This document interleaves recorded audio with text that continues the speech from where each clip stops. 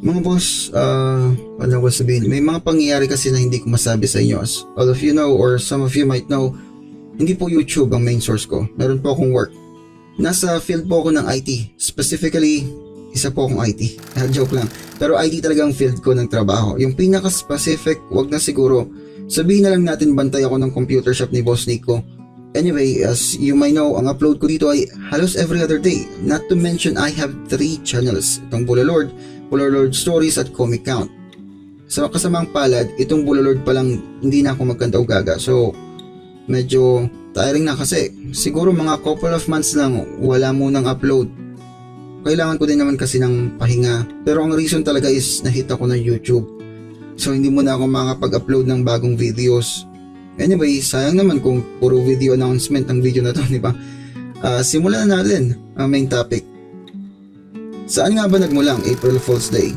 Bakit ito tinawag na April Fools? Isa itong kakaibang unofficial holiday. Bakit kakaiba? Isipin nyo na lang, ang araw na ito ay para sa mga pranksters, parang araw ni Loki. May mga mild pranks para sa mga pamilya at mayroong mga pranks na talagang over the boundaries. Pero dito sa atin sa Pinas, hindi natin ito masyadong kilala, sa totoo lang. Mas kilala ito sa Amerika. Dito sa atin mas kilala ang Easter Sunday at Lenten season. Pero dahil nga April Fools ngayon, tuklasin natin kung saan ito nagsimula.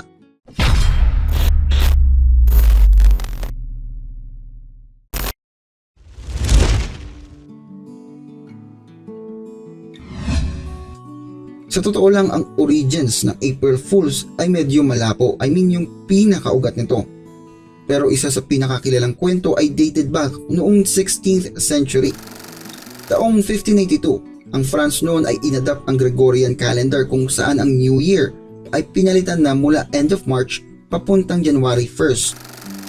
Ayon sa kwento, nagkaroon ng confusion dito at pinagpatuloy pa rin ang pagse-celebrate ng New Year ng end of March hanggang April 1st imbes na January 1st. Tinawag ng Poisson de Abril. I'm sorry kung mali ang pronunciation. Anyway, nakalagay naman sa caption. O April Fish dahil na din sa pagse-celebrate ng maling araw. Ang celebration na ito ay ipinagpatuloy sa Europe at ginaganap kada taon. May iba naman na naniniwala kaya ito tinawag na April Fools ay dahil sa pagdating ng spring kung saan niloloko o pinaprank ng kalikasan ng tao dahil pabago-bago ang panahon. Ayon naman sa The Country Diary of Garden Lore, ito daw ang pagse-celebrate sa pinadala ni Noah na uwak kung saan ito ay hindi na bumalik. Gayunpaman, ang selebrasyon na ito ay kumalat na sa buong mundo at mas lalong lumalaganap dahil na din sa pagsabog ng internet. Ayon naman sa libro ni Geoffrey Chaucer's na pinamagatang The Canterbury Tales na ipinablish noong 1392, dito makikita ang isang reference kung saan nilagay ang March 32. Ayon naman sa ibang medievalists, isa lamang itong misprint at hindi sinasadya.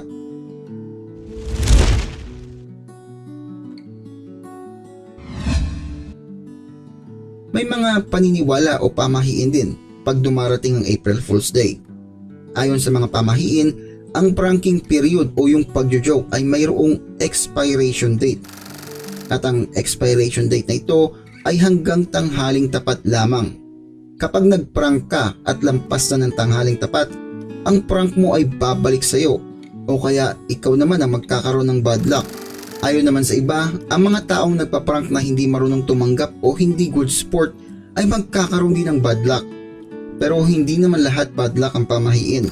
May mga pamahiin din na kapag ikaw ay prinank ng magandang babae, posibleng kayo ay magkatuluyan o hindi naman kaya mas magiging matibay ang inyong pagkakaibigan.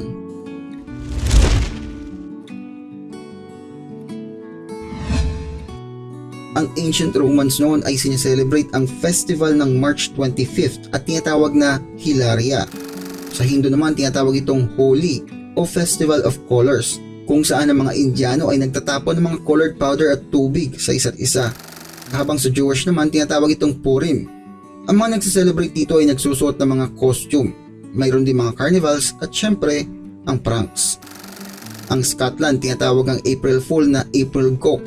Isa itong emblem para sa mga taong madaling maniwala. Ang prank na ito ay kadalasang tumatagal hanggang April 2 na tinatawag na Daily Day, kung saan ang mga magkakaibigan ay naglalagay ng papel sa likod na may nakalagay na "Kick Me". Sa England naman, tinatawag itong Gaubi o Gobi. Sa Brazil, tinatawag itong Dia da Mentira o Lie Day.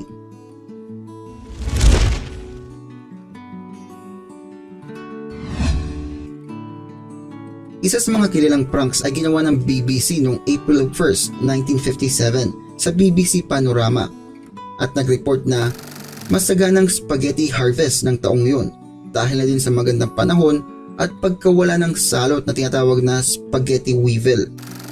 Sa katunayan, nag-stage pa sila para dito dahil nilagay nilang mga spaghetti strands sa mga puno at pinipita sa mga pasta. Dahil dito, maraming viewers ang tumawag sa network sa kung papaano magkakaroon ng puno na namumunga ng spaghetti strands.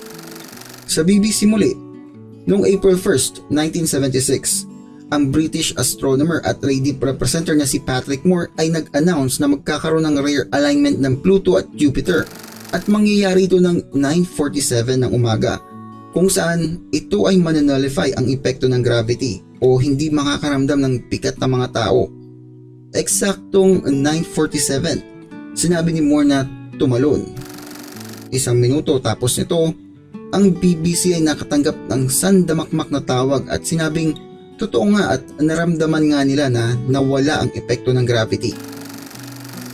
Taong 1996, nagkaroon ng announcement kung saan lahat ng computer na connected sa World Wide Web o Internet ay kailangan i-disconnect at i-reconnect para sa tinatawag na Internet Cleaning Day.